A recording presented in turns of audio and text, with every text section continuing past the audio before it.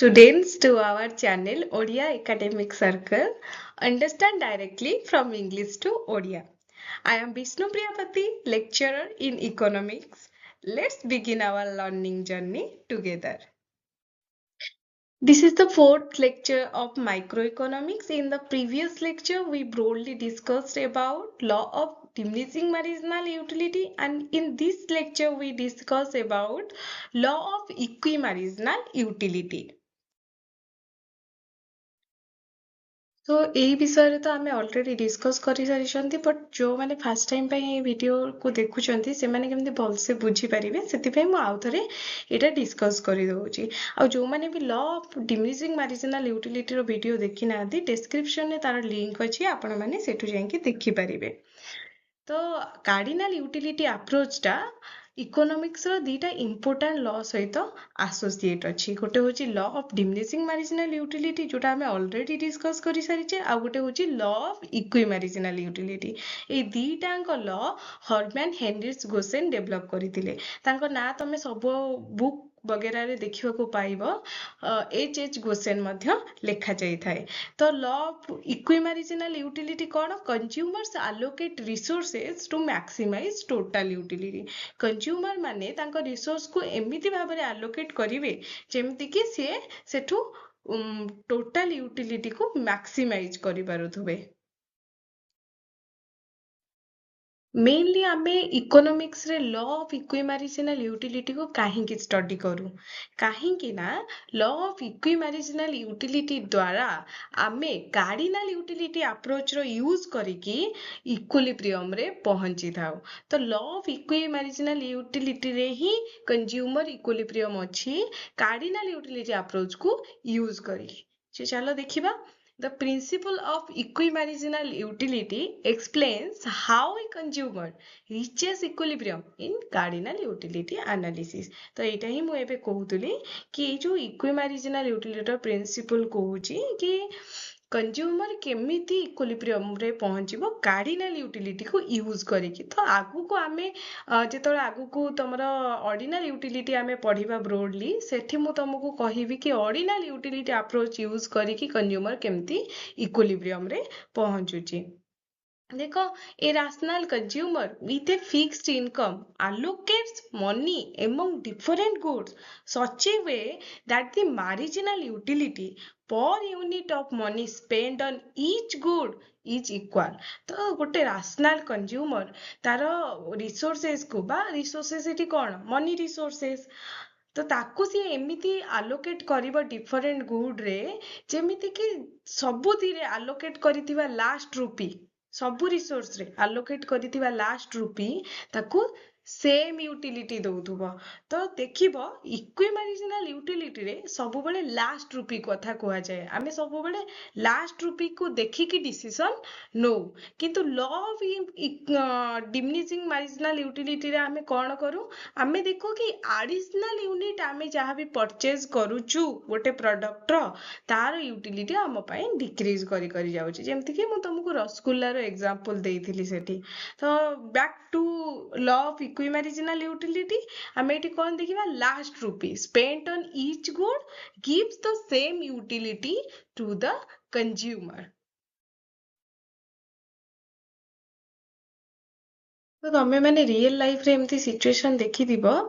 जहा पाखरे बहुत पैसा अछि तांको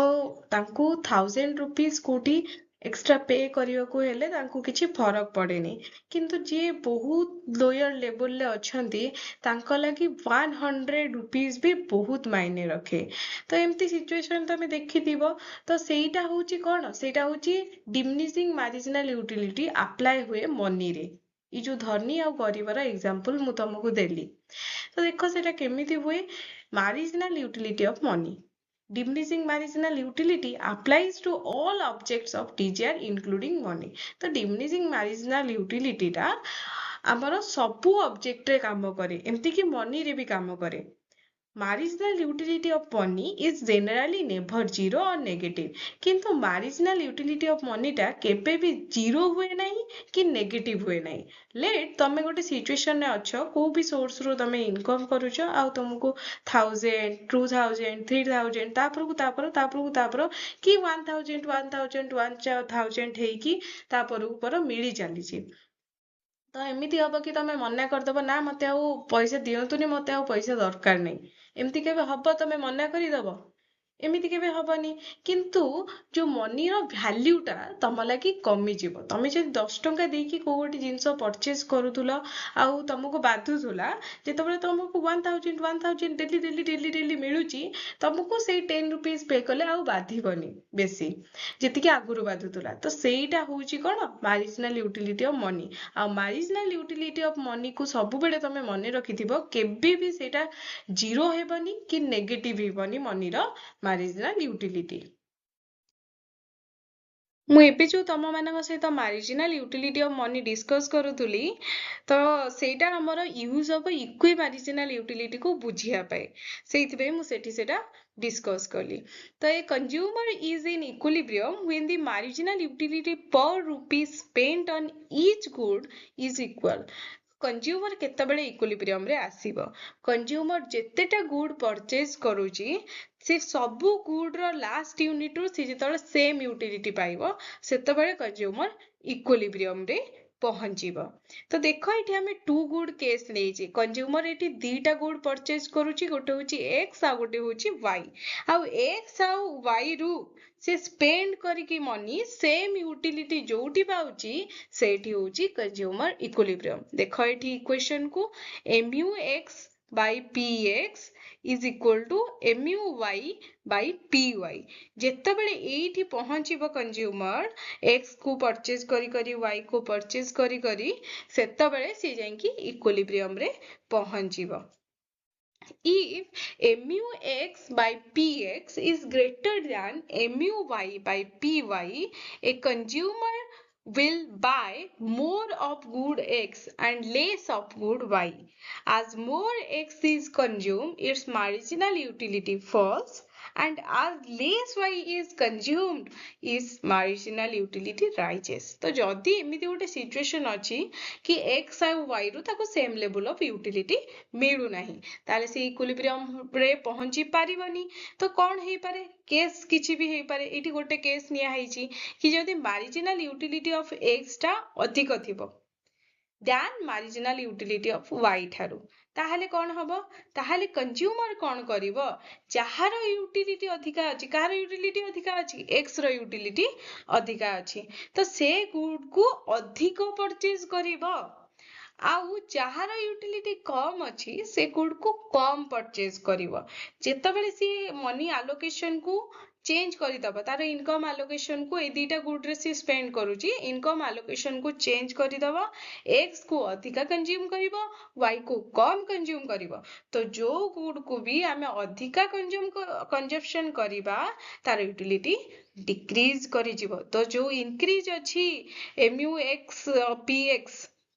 x by px ଯୋଉଟା ଅଧିକ ଅଛି,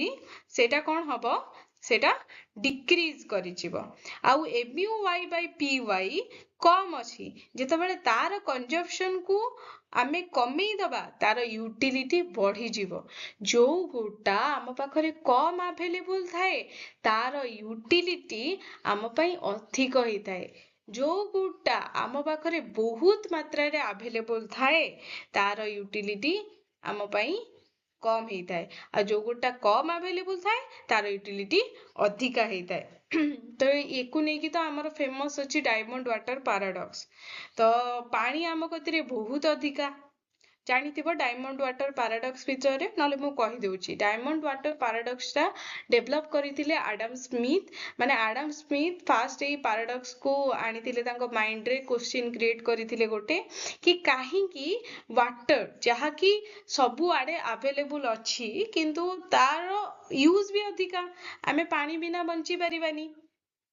आउ डायमंड जोटा कि किसी दरकार नहीं आमको देखा गले तार यूज आम लगे कि नहीं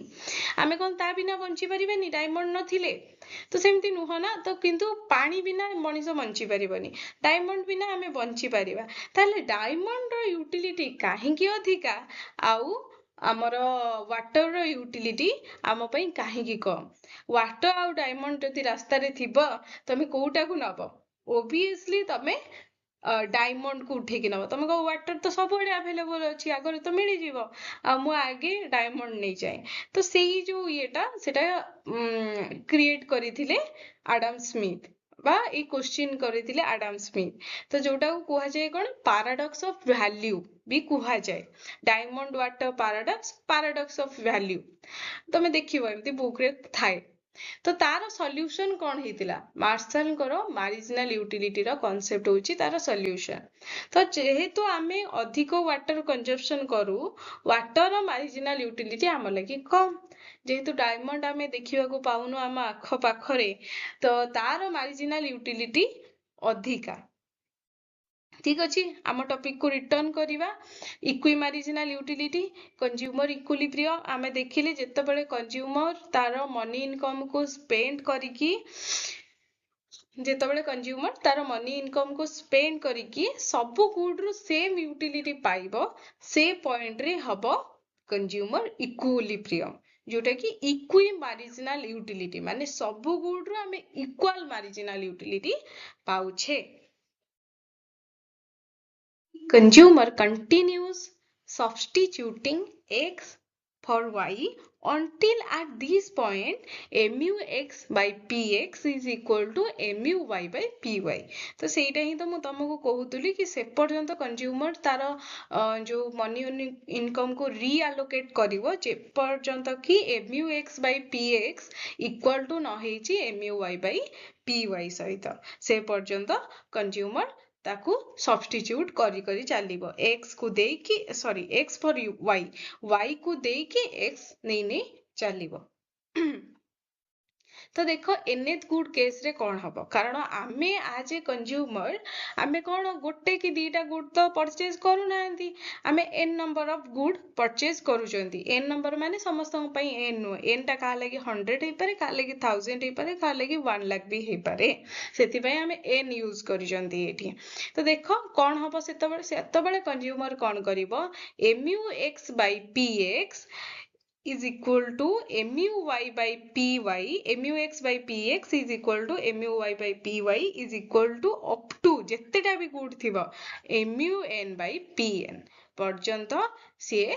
इक्वल करिवो माने n नंबर गुड सबुथुरु लास्ट यूनिट रु से इक्वल यूटिलिटी पाइबो से सबु जाको काहा सहित इक्वल टू हबो mu m सहित इक्वल हबो से सब गुडाको mu m सहित इक्वल हबो कौन marginal utility of money MUM कौन मार्जिनल यूटिलिटी ऑफ मनी सहित इक्वल हबो कारण आमे जेतिकिटा भी गुड परचेज करिवा हमर टोटल इनकम को सैक्रिफाइस करके परचेज करिवा ना से जो टोटल इनकम को सैक्रिफाइस करले सेटा आम कतिरे थिले हमको केतिकी मिली थांता MUM माने मार्जिनल यूटिलिटी ऑफ मनी आमे पाई थांते ताको सैक्रिफाइस करके हमको एतिकी जिंस मिलिला माने एनेथ गुड को जो आमे परचेज करले तार यूटिलिटी हमको मिलिला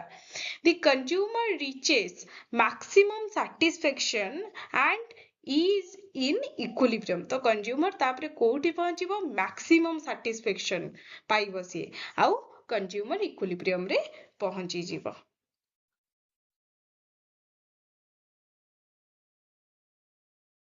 जहाँ हमें सेठी थियोरिटिकली बुझिले सेटा हमें डायग्रामेटिकली बुझिबा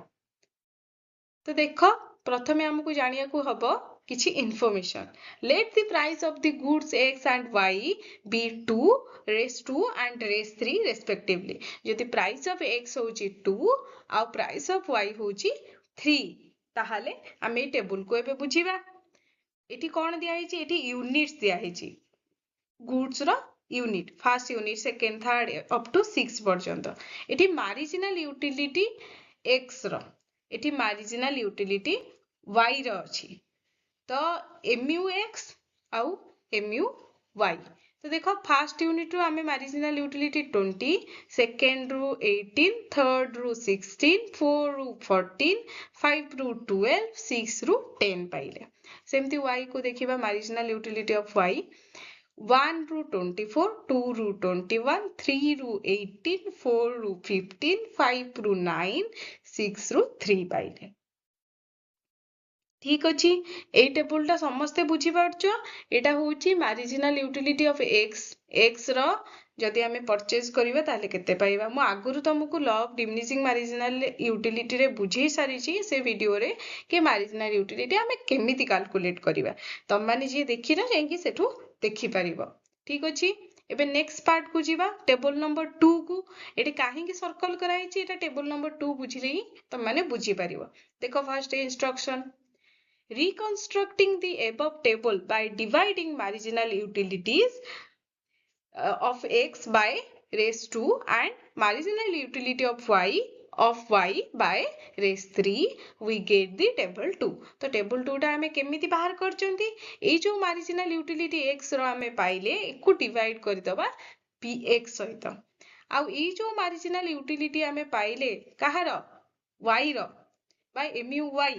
ताको हमें डिवाइड कर दबा py सहित। तो px केते देखो एठी 2 py केते 3 तो एबे डिवाइड करी के बाहर करिबा 20 डिवाइडेड बाय x रो प्राइस 2 10 18 9 16 8 एमती करी के हमें 6 यूनिट पर्यंत डिवाइड करी के पहुंचिले। देन देखिबा marginal utility of y divided bye py केते 3 तो 3 द्वारा डिवाइड करबा 24 डिवाइडेड बाय 3 8 एमती सब डिवाइड करी करी करी करी जीवा लास्ट को देखो 6th यूनिट पर्यंत। ठीक अछि तो टेबल टा तमे भलो से बुझी पारिलो कि केमिति कंस्ट्रक्ट हेची। तमे प्राय तो ए टेबल टा पाइबो बुक रे ए टेबल टा न थाए। ठीक अछि किंतु मु तमको बेटर बुझेबा पई एटा ऐड करिछि। ठीक अछि एबे देखो देखो ये जो 4th यूनिट को कहीं सर्कल करा जाइछि। देखो 4th यूनिट रे y रो marginal utility of y divided by y एटा होची मनी एक्सपेंडिचर रो यूटिलिटी माने आमे जो x गुड रे मनी को स्पेंड कले सेठो हमको केतिकी यूटिलिटी मिलिला मनी स्पेंड करिवारु माने मनी स्पेंड कले हमको केतिकी यूटिलिटी मिलिला सेटा होची एटा। देन आमे y गुड रे स्पेंड कले एक्सपेंडिचर कले हमको केतिकी मिलिला। ठीक अछि तो देखो ये जो 4th यूनिट रे हमको mu y by py केतिकी मिलुची 5 मिलुची। देखो सेटा काहा सहित समान ना 6th यूनिट रे आमे जर x को कंज्यूम करिबा अप टू 6th यूनिट पर्यंत हमको 5 मिलुची माने यार 4th यूनिट रो जेतिकी यूटिलिटी मिलुची यार 6th यूनिट रो हमको सेतिकी यूटिलिटी मिलुची y रो 4th यूनिट रो जेतिकी यूटिलिटी x रो 6th यूनिट रो सेतिकी यूटिलिटी मिलुची। एठी कंज्यूमर पाई जीवो इक्वी मार्जिनल यूटिलिटी माने एठी हमको इक्वल मार्जिनल यूटिलिटी मिलुची। तो कंज्यूमर एठी इक्विलिब्रियम अचीव करिबा तार अकॉर्डिंग आमे देखि नबा एठु हमको 4th यूनिट रे मार्जिनल यूटिलिटी तार अछि 15 और 6th यूनिट रे तार मार्जिनल यूटिलिटी x रो अछि 10। तो ए टेबल रे हमर आउ किछि काम नै ए टेबल को रू खाली ए टेबल को डिराइव करिबा दरकार बाकी सब काम ए टेबल रे। तो ए टेबल रे हमें देखि देले कोठी इक्वी मार्जिनल यूटिलिटी अचीव करूची consumer. Consumer with raised 24 income will maximize utility by equalizing the marginal utility per rupee spent on both good, not the marginal utility themselves since price differ। तो मु तुमको table 1 देखै थिली जोथरे कि केवल कोन थिला marginal utility of x थिला आ गोटे side रे मार्जिनल यूटिलिटी ऑफ y थिला गोटे साइड रे यूनिट थिला। तो एई जो तीनटा अंक देखिले से टेबल रे एठी किछि काम नै। ठीक अछि हमको सेकंड टेबल दरकार जो थरे कोन हेतिला mu x by px आमे एबे देखिले आ गोटे रो थिला एंती आ गोटे सॉरी कॉलम थिला जो थरे थिला mu y by py थिला। ठीक अछि तो सेईटा को देखि कि जो सेकंड टेबल को देखि कि मु तुमको कहिली ना कि 5 5 दीटांकर बोथ रे सेम अछि तो एटी equimarginal utility consumer achieve करिगला आ एटी कंज्यूमर इक्विलिब्रियम हैला किंतु कंज्यूमर एटी टेबल 1 को देखि कि इक्विलिब्रियम अचीव करू नथिला टेबल 2 को देखि कि अचीव करूथला जोथिरे कि मार्जिनल यूटिलिटी ऑफ x टा डिवाइडेड हेतिला तार प्राइस सहित तो सेटा ही एटी कह जाईची कंज्यूमर कोन देखिबो मार्जिनल यूटिलिटी पर रुपी स्पेंट पर रुपी जो स्पेंड करूची सेठु से मार्जिनल यूटिलिटी केते पाउची ताकू देखि कि कंज्यूमर इक्विलिब्रियम अचीव करिवो ठीक अछि एटी बाकी जहा मु बुझेइछि से ही अछि सो equilibrium condition is MUX by PX is equal to MUY by PY तो सेटा ही आमे देखिथिले आगुरु जेतेले थ्योरेटिकली बुझिथिले कि MUX by PX is equal to MUY by PY up to n बोली भी नै कि देखिथिले तो से दिटा जेतेले इक्वल हे जिवो सेतेबेले जाई कि कंज्यूमर इक्विलिब्रियम रे पहुंचीबो from the given data price of x is equal to raise 2 जानि छंती price of y is equal to raise 3 at 6 unit देखि छंती आमे 6 unit of x and 4 unit of y रे सेम यूटिलिटी ताको मिलुतला 5 eighty भी सेटा ही दिया जाईची एटी ही देखो सेटा ही भी दिया जाईची जो हमें फर्स्ट टेबल लु MUX थिला ताको PX सहित डिवाइड करी बाहर करथिले 10 divided by 2 is equal to 5 एटी MUY by PY is equal to सेठी MUY केते थिला 4 यूनिट रे 15 ताको डिवाइड करा गला 3 सहित y रो प्राइस 3 इज इक्वल टू 5 हैला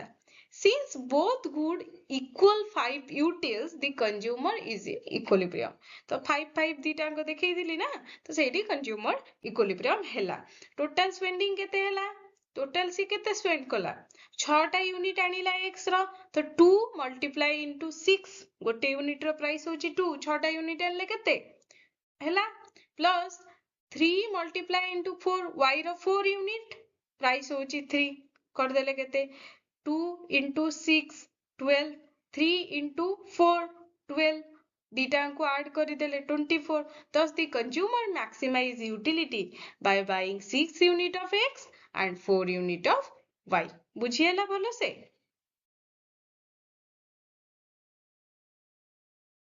तो टेबल रे तमे बुझी पारिथिबो मु आशा करूची डायग्रामेटिकली हम एबे इक्विमार्जिनल यूटिलिटी को बुझीबा तो देखो हमर ई जो x एक्सिस रे अछि क्वांटिटी ऑफ x आउ ई जो y एक्सिस रे मेजर करूछु आमे MUX by PX जोटा हमें टेबल रे ऑलरेडी बाहर करी सारी थिलु सेकंड टेबल रे थिला सेटा तो अकॉर्डिंग टू सेकंड टेबल ए डायग्राम दीटांक बना जाईची ठीक अछि आ किछि कंफ्यूजन नै देखिबा एबे तो फर्स्ट यूनिट रो हमकु 10 मिलिला MUX by PX okay then second unit रो 9 third unit रू 8 4 unit रू 7 fifth unit रू 6 sixth unit रू 5 हे गला एटा बुझिएला एटा केमती कंस्ट्रक्ट करा जाईची डायग्राम टा देन सेकंड डायग्राम को आसीबा सेकंड डायग्राम रे x एक्सिस रे अछि क्वांटिटी ऑफ y आउ y एक्सिस रे अछि MUY by PY ठीक अछि एबे देखिबा यूनिट 1 मिली केते MUY by PY 8 second unit 7 6 third unit 6 4 unit 5 fifth unit 4 sixth unit 3 एबे देखो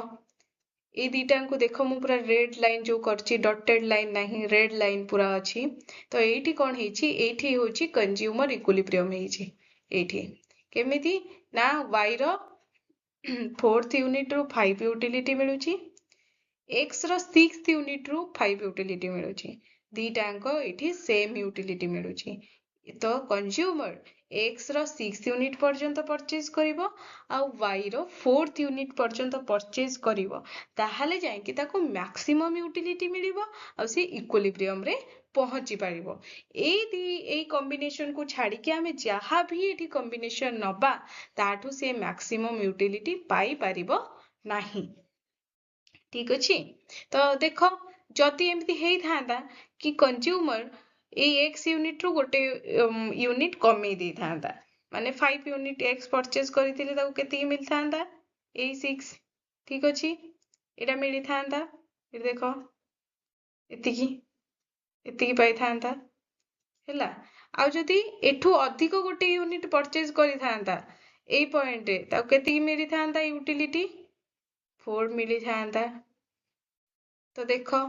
ଏଇଠି ତାର କେତିକି ଲସ୍ ହଉଛି ଯଦି ସେ କଣ କରୁଛି 6 ୟୁନିଟ୍ କୁ ସରି 5 ୟୁନିଟ୍ ଏକ୍ସ ପରଚେଜ କରୁଛି ଯୋଉଠିକି ତାକୁ 6 ମିଳିଲା, ଆଉ ଏଠୁ ଗୋଟେ ଏକ୍ସଟ୍ରା ୟୁନିଟ୍ ପରଚେଜ କରୁଛି ମାନେ 5 ୟୁନିଟ୍ ଏଠୁ ପରଚେଜ କରୁଛି, ଏଠୁ 5 ୟୁନିଟ୍ ପରଚେଜ କରୁଛି, ତାହେଲେ କଣ ହବ? ତ x ରୁ ଗୋଟେ ୟୁନିଟ୍ କମ କିଣିବ, y ରୁ ଗୋଟେ ୟୁନିଟ୍ ଅଧିକା କିଣିବ। ତ ଏଇଠି ଦେଖ ତାର ଲସ୍ କେତେ ହଉଛି। ଏଇ ଯୋଉ ଏରିଆଟା ଏଇଟା ହଉଛି ତାର loss. B A H C କଣ ତାର ଲସ୍ ଯଦି ସେ ଏତିକି ପର୍ଯ୍ୟନ୍ତ ପରଚେଜ କରୁଛି। ତ ଏଇଠି ଯଦି ଏକ୍ସଟ୍ରା ୟୁନିଟ୍ ୟାର ଆଉ ଗୋଟେ କିଣିବ ତାହେଲେ ତାକୁ କେତିକି ଗେନ୍ ହବ KEFL। ତ ଏଇଠି ତମେ ଦେଖିପାରୁଥିବ ତାର ଲସ୍ ଏମାଉଣ୍ଟ ଟା ଅଧିକ ଦ୍ୟାନ୍ ତାର ଗେନ୍ ଏମାଉଣ୍ଟ। ତ ସେଇଥିପାଇଁ ସେ ଯଦି ଆଗକୁ ଆସିବ ଯଦି ଏଥିରୁ ଗୋଟେ ୟୁନିଟ୍ ଅଧିକା କିଣିବ ଯୋଉଟା କି ଆମର ଇକ୍ୱିଲିବ୍ରିୟମ୍, ଯଦି ସେଇଠି ଆସିବ ଆଉ ଏଠୁ ଗୋଟେ ୟୁନିଟ୍ କମେଇ ଦବ, ଦେଖ ତାର ଗେନ୍ ଅଧିକା ହେଇଯିବ। ତ ସେଥିପାଇଁ ଏଇଟା ହଉଛି ମ୍ୟାକ୍ସିମମ୍ ୟୁଟିଲିଟି ବା କନଜ୍ୟୁମର ଇକ୍ୱିଲିବ୍ରିୟମ୍ ପଏଣ୍ଟ।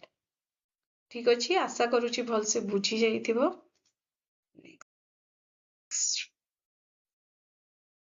ଏଇଠି ଦେଖ explanation. A consumer is in equilibrium when he buys 6 unit of X and 4 unit of Y because this combination maximizes his utility. এটা তো ମୁଁ କହୁଥିଲି। If he buys one less unit of X and one more unit of Y, ତ ମୁଁ ଦେଖେଇଲି one less unit କିଣିବ ଆଉ Y ର ଗୋଟେ ଅଧିକ unit କିଣିବ, ତାହେଲେ the loss of satisfaction from reducing X is greater than the gain from increasing Y। ଦେଖିଲେ ଆମେ ସେଠି ଆମର ଲସ୍ ଟା କଣ ହେଇଥିଲା ଅଧିକ ହେଇଥିଲା, ଆଉ ଯୋଉ ଗେନ୍ ଆମକୁ ମିଳିଲା Y କୁ ପରଚେଜ କରିକି ସେଟା ବହୁତ କମ ଥିଲା। Therefore, equilibrium occurs when the marginal utility per rupee spent on both goods is equal। ଠିକ ଅଛି, mu x by px is equal to mu y by py is equal to mu m। A condition ଆମେ ଆଗରୁ ଦେଖି ସାରିଛେ, ଏଟା ହଉଛି ଇକ୍ୱିଲିବ୍ରିୟମ condition. and no further change will increase satisfaction। ଏଠୁ କିଛି ବି ଅଲଗା ଚେଞ୍ଜ ହେଲେ ଏଟା satisfaction କୁ increase କରିବ ନାହିଁ। ଆମେ ସେଟା କଣ କଲେ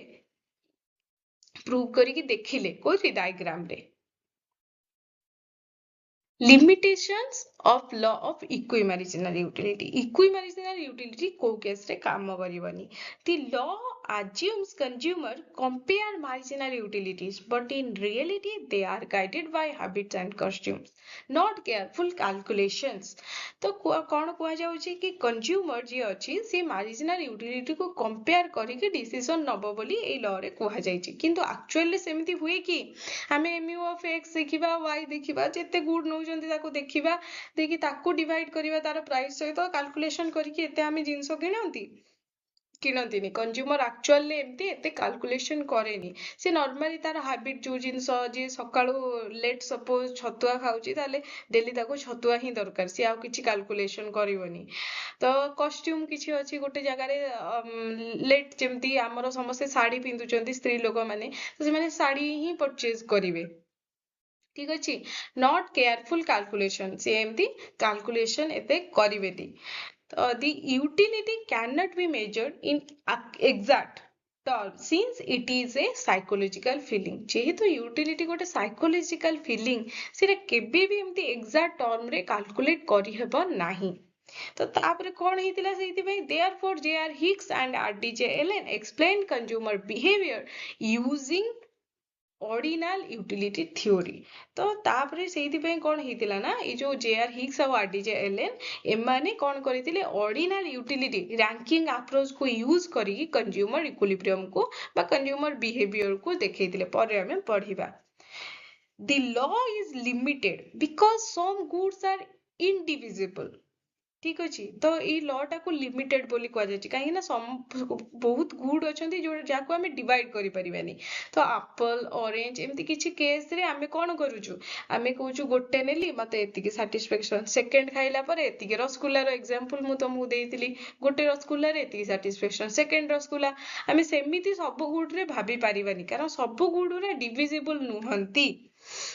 ଯେମିତି କି ଏକ୍ସାମ୍ପଲ ଦେଖ ଏଠି ଅଛି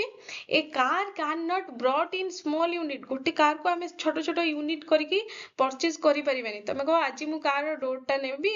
କାଲି ମୁଁ ତାର ଏଇ ପାର୍ଟଟା ନେବି କାଲି ମୁଁ ସେଇ ପାର୍ଟଟା ନେବି ସେମିତି ତମେ ତ କାରକୁ ପରଚେଜ କରିପାରିବନି फाइल फूड ग्रेन्स कैन तो फूड ग्रेन को तुम एमती परचेज कर आज हाफ केजी कि 250 काल 250 करके तुम परचेज कर किंतु कार को तुम सेमती परचेज कर कहुच्छे किसी गुड हूँ माने डिविजिबल नुह जदि कार किणुच माने एकाथर के तुमको किसी भी n लाख स्पेंड करने को पड़ो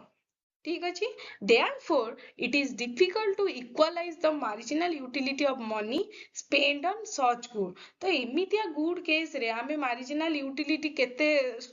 माने मार्जिनल यूटिलिटी ऑफ मनी को बाहर करिबा हमहु कष्टकर हबो तो सेई केस रे हमरो